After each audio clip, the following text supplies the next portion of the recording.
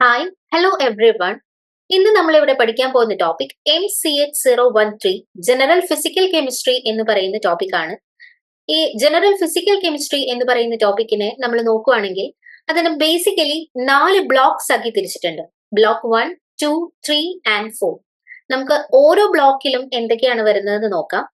Thermodynamics and statistical thermodynamics ഇതാണ് first ബ്ലോക്കിൽ വരുന്നത്. എല്ലാവർക്കും കുറച്ച് ടഫ് ആയിട്ടുള്ള ഒരു ടോപ്പിക്കാണ് thermodynamics.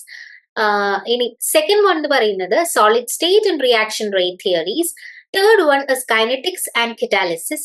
And fourth one is electrochemistry and transport phenomenon. അപ്പൊ ഈ 4 ബ്ലോക്സിൽ നിന്ന് നമുക്ക് ക്ലിയർ ആയിട്ട് മനസ്സിലാവും ഈ 4 ടോപ്പിക്സ് പഠിച്ചു കഴിഞ്ഞാൽ അല്ലെങ്കിൽ 4 ബ്ലോക്ക് പഠിച്ചു കഴിഞ്ഞാൽ general physical chemistry almost everything നമുക്ക് കവർ ചെയ്യാനായിട്ട് സാധിക്കും. അപ്പോൾ ഓരോ ബ്ലോക്കിലും എത്ര യൂണിറ്റ്സ് ഉണ്ട്, ആ ഓരോ യൂണിറ്റ്സിലും എന്തൊക്കെയാണ് പഠിക്കാനുള്ളതെന്നൊക്കെ നമുക്ക് കുറച്ചും കൂടി ഡീറ്റെയിൽഡ് ആയിട്ട് നോക്കാം. ഫസ്റ്റ് ബ്ലോക്ക് നമ്മൾ എടുക്കുകയാണെങ്കിൽ ഫസ്റ്റ് ബ്ലോക്കിലെ ഫസ്റ്റ് യൂണിറ്റ്, ടോട്ടൽ 4 യൂണിറ്റ്സ് ആണ് ഓരോ ബ്ലോക്കിലുള്ളത്. അപ്പോൾ ഫസ്റ്റ് ബ്ലോക്കിലെ ഫസ്റ്റ് യൂണിറ്റ് എന്ന് പറയുന്നത് Gibbs and Helmholtz functions. Almost എല്ലാവരും കേട്ടിട്ടുണ്ടാവും ഗിബ്സ് ഫംഗ്ഷൻ അല്ലെങ്കിൽ Gibbs energy function, Helmholtz energy functions എന്നൊക്കെ എല്ലാവരും കേട്ടിട്ടുണ്ടാവും. അപ്പൊ അത് തന്നെയാണ് ഫസ്റ്റ് യൂണിറ്റിൽ വരുന്നത്. എന്താണ് ഹെൽമോൾട്ട്സ് ഫംഗ്ഷൻ അല്ലെങ്കിൽ എന്താണ് ഗിബ്സ് എനർജി ഫംഗ്ഷൻ, ഇതിനെയൊക്കെ ഇൻട്രൊഡ്യൂസ് ചെയ്യുക. അതുപോലെ ഇതെല്ലാം സ്പോണ്ടേനിറ്റി എന്ന് പറയുന്ന ടേമിനെ എങ്ങനെയാണ് ഈ ഹെൽമോൾട്ട്സ് അല്ലെങ്കിൽ ഗിബ്സ് എനർജി ഫംഗ്ഷൻസ് ഉപയോഗിച്ച് നമുക്ക് എക്സ്പ്ലെയിൻ ചെയ്യാൻ പറ്റുന്നത്. പിന്നെ ഈ ഗിബ്സ് ആൻഡ് ഹെൽമോൾട്ട്സ് എനർജിനെ എങ്ങനെയാണ് ടെമ്പറേച്ചർ ഡിപ്പെൻഡ് ചെയ്യുന്നത്. ഇനി ഈ 2 എനർജി ഫംഗ്ഷൻസും തമ്മിലുള്ള കുറച്ച് റിലേഷൻഷിപ്സും ഒക്കെ ഉണ്ട്. ഇതെല്ലാമാണ് യൂണിറ്റ് 1 നമ്മൾ കവർ ചെയ്യുന്നത്.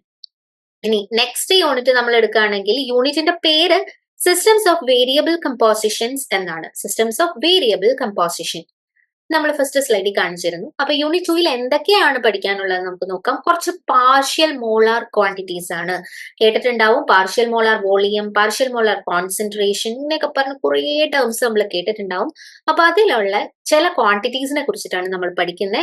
അതിന്റെ കുറച്ച് സിഗ്നിഫിക്കൻസ്, അതുപോലെ അതും പിന്നെ തെർമോഡൈനാമിക് പ്രോപ്പർട്ടി, നമ്മുടെ ഗിബ്സ് ഹെൽമോൾട്ട്സ് എനർജി ഫംഗ്ഷൻസും ആയിട്ടുള്ള കുറച്ച് റിലേഷൻഷിപ്സ് കാര്യങ്ങളൊക്കെയാണ് പഠിക്കാനുള്ളത്. സ്പെസിഫൈ ചെയ്ത് പറഞ്ഞിട്ടുണ്ട്. പാർഷ്യൽ മോളാർ വോളിയത്തിന്റെ എക്സ്പെരിമെന്റൽ ഡിറ്റർമിനേഷനും കൂടി ഇവിടെ പഠിക്കാനുണ്ട്. പിന്നെ ഉള്ളൊരു മോളാർ ക്വാണ്ടിറ്റി എന്ന് പറയുന്നത് കെമിക്കൽ പൊട്ടൻഷ്യൽ ആണ്. ഈ കെമിക്കൽ പൊട്ടൻഷ്യലിന്റെ ടെമ്പറേച്ചർ, പ്രഷർ ഡിപ്പെൻഡൻസ്, പിന്നെ ഇതിന്റെ സിഗ്നിഫിക്കൻസ്, എന്താണ് ഇതിന്റെ പ്രത്യേകതകൾ, അതിനെക്കുറിച്ച് പഠിക്കാനുണ്ട്. പിന്നെ ഗ്യാസസ്, മിക്സ്ചർ ഓഫ് ഗ്യാസസ്, ഇതിന്റെ ഫ്യൂഗാസിറ്റി എന്ന് പറയുന്ന ഒരു ടേം ഉണ്ട്, അതിന്റെ സിഗ്നിഫിക്കൻസ് എന്താണ്. പിന്നെ പഠിക്കാനുള്ളത് ഒരു ഇമ്പോർട്ടന്റ് ഇക്വേഷൻ ആണ്, ഗിബ്സ് ഡ്യൂഹാം ഇക്വേഷൻ. ഇത്തരം കാര്യങ്ങളാണ് യൂണിറ്റ് 2 നമുക്ക് പഠിക്കാനുള്ളത്. ഇനി തേർഡ് യൂണിറ്റ് എന്ന് നമ്മൾ പറയുന്നത്, third unit is introduction to statistical thermodynamics. ഇതാണ് third unit, introduction to statistical thermodynamics. അപ്പോൾ എല്ലാവർക്കും അറിയാവുന്നതാണ് 2 ടൈപ്പ് തെർമോഡൈനാമിക്സ് അല്ലെങ്കിൽ 2 ആയിട്ട് തെർമോഡൈനാമിക്സിനെ നമ്മൾ സ്പ്ലിറ്റ് ചെയ്തിട്ടുണ്ട്, classical and statistical. So first of all നമ്മൾ ആദ്യം തന്നെ പഠിക്കാൻ പോകുന്നത് ക്ലാസിക്കൽ വേഴ്സസ് സ്റ്റാറ്റിസ്റ്റിക്കൽ തെർമോഡൈനാമിക്സ്. എന്താണ് രണ്ടും തമ്മിലുള്ള ഡിഫറൻസ് അല്ലെങ്കിൽ റിലേഷൻഷിപ്സ് എന്നാണ്. പിന്നെ ഇതെല്ലാം എക്സ്പ്ലെയിൻ ചെയ്യാനായിട്ട് കുറച്ച് തിയറീസ് ഉണ്ട്, കുറച്ച് അപ്രോക്സിമേഷൻസ് ഉണ്ട്, ഇതെല്ലാം കുറിച്ച് നമ്മൾ പഠിക്കുന്നുണ്ട്. പിന്നെ ഇതിനൊക്കെ നമ്മൾ യൂസ് ചെയ്യുന്ന കുറച്ച് ഡിസ്ട്രിബ്യൂഷൻ ഫങ്ഷൻസ് അല്ലെങ്കിൽ ഫാക്ടേഴ്സ് ഉണ്ട്. ഇതിനെ കുറിച്ചും കൂടിയാണ് നമ്മൾ ഈ യൂണിറ്റ് 3 പഠിക്കുന്നത്.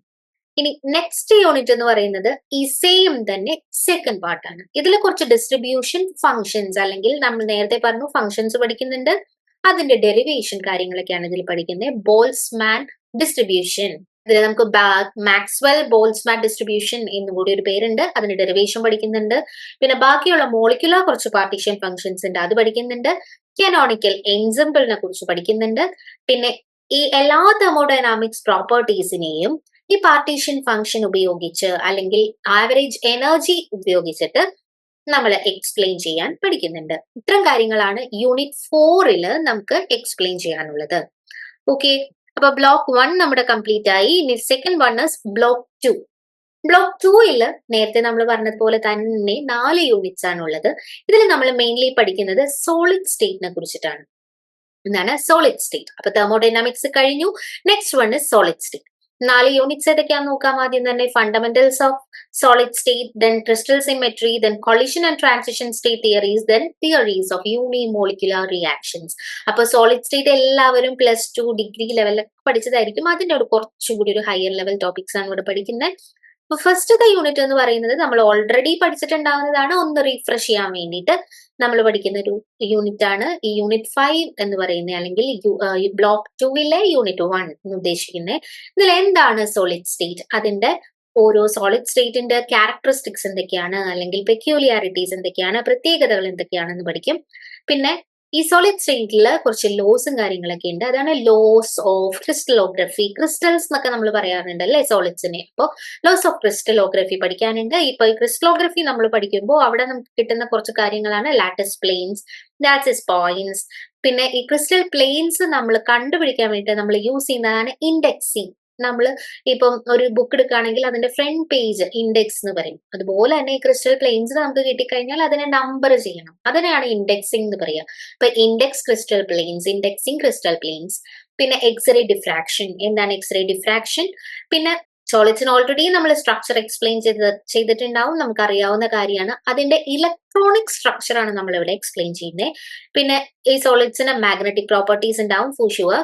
സോ മാഗ്നറ്റിക് പ്രോപ്പർട്ടീസ് നമ്മൾ എക്സ്പ്ലെയിൻ ചെയ്യും by using some laws, Curie, അതുപോലെ ക്യൂരി വെയ്സ് ലോ. ഇതൊക്കെ ഉപയോഗിച്ചിട്ട് നമ്മൾ അതിന്റെ മാഗ്നറ്റിക് പ്രോപ്പർട്ടീസ് മെഷർ ചെയ്യും അല്ലെങ്കിൽ കാൽക്കുലേറ്റ് ചെയ്യും. പിന്നെ മാഗ്നറ്റിക് മൊമെന്റ്സിന്റെ കാൽക്കുലേഷൻ. ഇത്തരം കാര്യങ്ങളാണ് യൂണിറ്റ് 5 നമുക്ക് പറയാനുള്ളത്. Next one is unit 6, crystal symmetry. ഇതാണ് നെക്സ്റ്റ് ടോപ്പിക്. അപ്പൊ സോളിഡ് സ്റ്റേറ്റിന്റെ കുറച്ചും കൂടി ഒരു ഹയർ ലെവൽ. ഇത് ശരിക്കും ഗ്രൂപ്പ് തിയറി എന്ന് പറയുന്ന ഒരു ടോപ്പിക്കിൽ വരുന്ന ഒരു പോർഷൻ ആണ്. പക്ഷെ നമ്മൾ അത് ഇവിടെ ഫിസിക്കൽ കെമിസ്ട്രി, ജനറൽ ഫിസിക്കൽ കെമിസ്ട്രിയിൽ നമ്മൾ ഇൻക്ലൂഡ് ചെയ്തിട്ട് നമ്മൾ പഠിക്കുകയാണ്. ഇതിൽ നമുക്ക് പഠിക്കാനുള്ളത് എന്തൊക്കെയാണ് സിമെട്രി എലമെന്റ്സ്, എന്തൊക്കെയാണ് ഇതിന്റെ സിമെട്രി ഓപ്പറേഷൻസ്, ഇതൊക്കെയാണ്. നമ്മൾ കേട്ടിട്ടുണ്ടാവും എന്താ centre of symmetry, plain of symmetry എന്നൊക്കെ പറഞ്ഞ് നമ്മൾ പഠിച്ചിട്ടുണ്ട്. അതിന്റെയൊക്കെ കുറച്ചും കൂടി ഡീറ്റെയിൽഡ് വേർഷനാണ് നമ്മൾ പഠിക്കുക.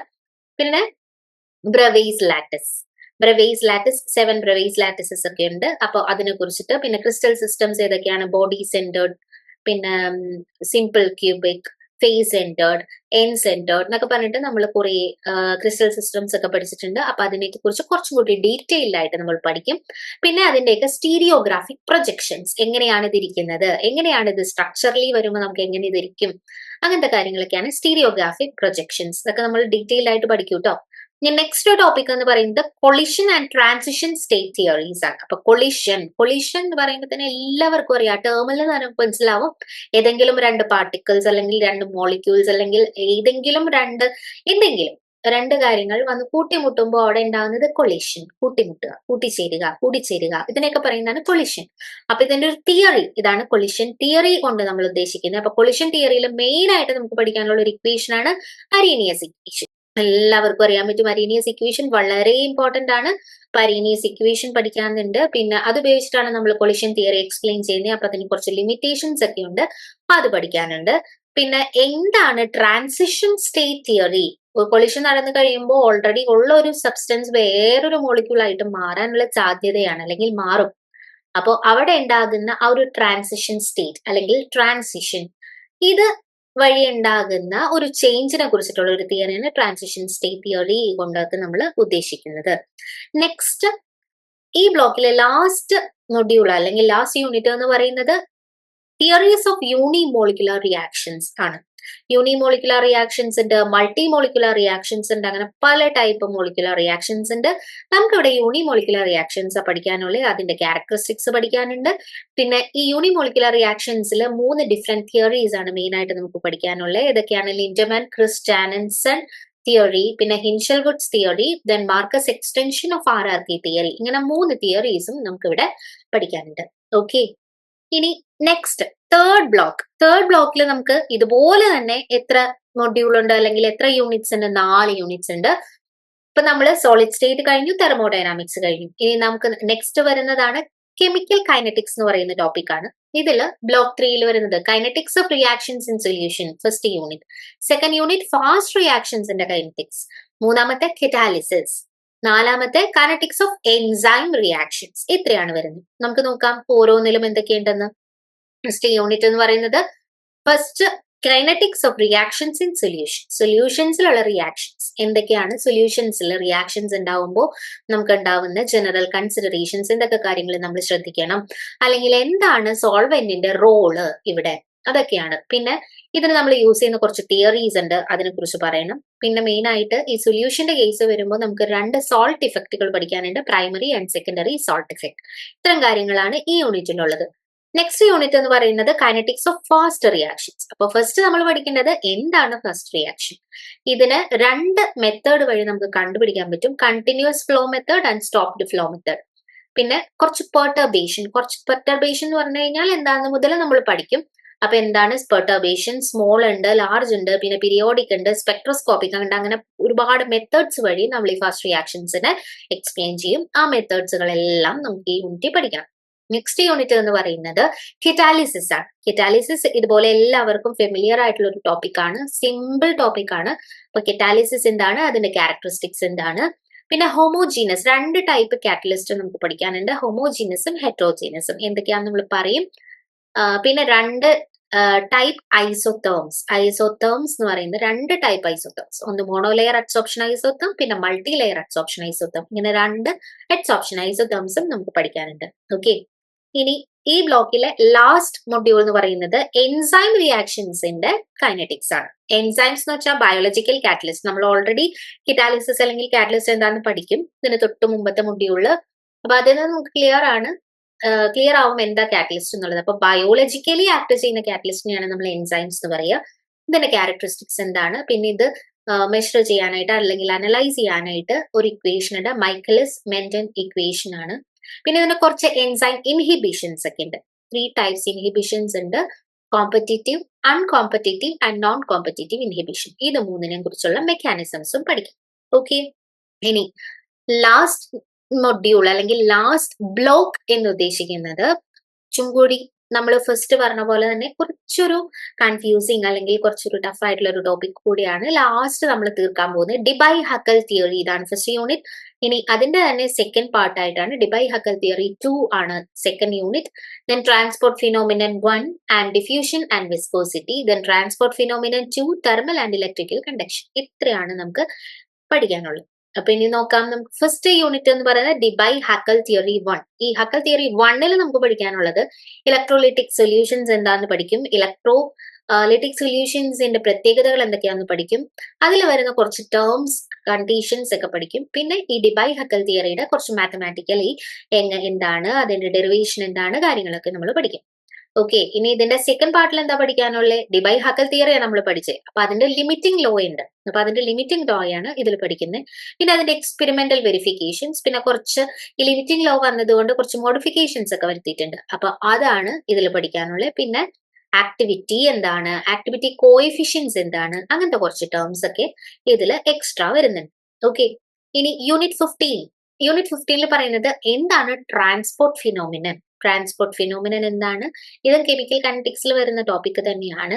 ട്രാൻസ്പോർട്ട് ഫിനോമിനൻ എന്താണ്, പിന്നെ ഗ്യാസസിന്റെ കൈനറ്റിക് തിയറി എന്താണ്, അതിന്റെ ഒരു ബ്രീഫ് ഡിസ്ക്രിപ്ഷൻ ആണ്. പിന്നെ രണ്ട് ടൈപ്പ് അപ്രോച്ചസ് ഉണ്ട്, ഡിഫ്യൂഷൻ എന്താന്ന് പറയും, പിന്നെ രണ്ട് ടൈപ്പ് ഡിഫ്യൂഷൻസ് അപ്രോച്ചസ് ഉണ്ട്. പിന്നെ ഒരു ലോ ഡിഫ്യൂഷനെ കുറിച്ച്, fix second law of diffusion ഉണ്ട്. പിന്നെ വിസ്കോസിറ്റി എന്താണ്, മൊമെന്റം ട്രാൻസ്പോർട്ട് എന്താണ്, കോഎഫിഷ്യന്റ് ഓഫ് വിസ്കോസിറ്റി എന്താണ്, ഇങ്ങനത്തെ കുറച്ച് ടോപ്പിക്സ് ഒക്കെയാണ് ഇതിൽ വരുന്നത്. ഇനി ലാസ്റ്റ് യൂണിറ്റ് എന്ന് പറയുന്നത് കണ്ടക്ഷൻ. അതിന് നമ്മൾ ട്രാൻസ്പോർട്ട് ഫിനോമിനൻ 2 എന്നാണ് നമ്മൾ പേരിട്ടിരിക്കുന്നത്. പക്ഷെ അതിൽ മെയിൻ ആയിട്ട് തെർമൽ ഇലക്ട്രിക്കൽ കണ്ടക്ഷൻ അല്ലെങ്കിൽ കണ്ടക്ടിവിറ്റി എന്നൊക്കെ കുറിച്ചിട്ടാണ് നമ്മൾ പറയുന്നത്. അതിന്റെ എല്ലാം പ്രഷർ, ടെമ്പറേച്ചർ ഡിപ്പെൻഡൻസ് വരുന്നുണ്ട്. പിന്നെ എന്താണ് ഇലക്ട്രിക്കൽ കണ്ടക്ഷൻസ് എന്ന് വരുന്നുണ്ട്, അതെങ്ങനെ നമ്മൾ ഒബ്സർവ് ചെയ്യുന്നു വരും. പിന്നെ അയണിക് മൊബിലിറ്റി എന്താണ്, പിന്നെ എങ്ങനെയാണ് ഇത് ഇലക്ട്രിക്കൽ കണ്ടക്ഷനിലേക്ക് എത്തുന്നത്, എന്താണ് അതിലേക്കുള്ള അപ്രോച്ച് ചെയ്യാൻ നമ്മൾ യൂസ് ചെയ്യുന്ന കാര്യങ്ങൾ എന്തൊക്കെയാണ്, ഇതിനൊക്കെ കുറിച്ചിട്ടാണ് നമ്മൾ ഈ ഒരു മൊഡ്യൂൾ. ഇതും ലാസ്റ്റ് മൊഡ്യൂൾ ആണ് നമ്മുടെ യൂണിറ്റ് 16 എന്ന് പറയുന്നത്. അപ്പൊ ടോട്ടൽ നമുക്ക് 16 യൂണിറ്റ്സ് ആണുള്ളത്, 4 ബ്ലോക്ക് ആയിട്ട്. ഓരോ ബ്ലോക്കിലും 4 യൂണിറ്റ്സ് ആയിട്ട് ടോട്ടലി 16 യൂണിറ്റ്സ് ആണ് നമുക്ക് പഠിക്കാനുള്ളത്. അപ്പൊ ഓരോ യൂണിറ്റ്സും നമുക്ക് സെപ്പറേറ്റ് ചെയ്ത് ഏറ്റവും സിമ്പിൾ ആയിട്ട് എങ്ങനെ പഠിക്കാം, ഏറ്റവും എഫക്റ്റീവ് ആയിട്ടും ഏറ്റവും സിമ്പിൾ ആയിട്ട് എങ്ങനെ പഠിക്കാം എന്നുള്ളതാണ് നമ്മൾ ഇനി കാണാൻ പോകുന്നത്. അപ്പോൾ നെക്സ്റ്റ് ക്ലാസ്സിൽ നമുക്ക് സ്റ്റാർട്ട് ചെയ്യാം. നെക്സ്റ്റ് ക്ലാസ്സിൽ കാണുന്നവരെ ബൈ, താങ്ക് യു.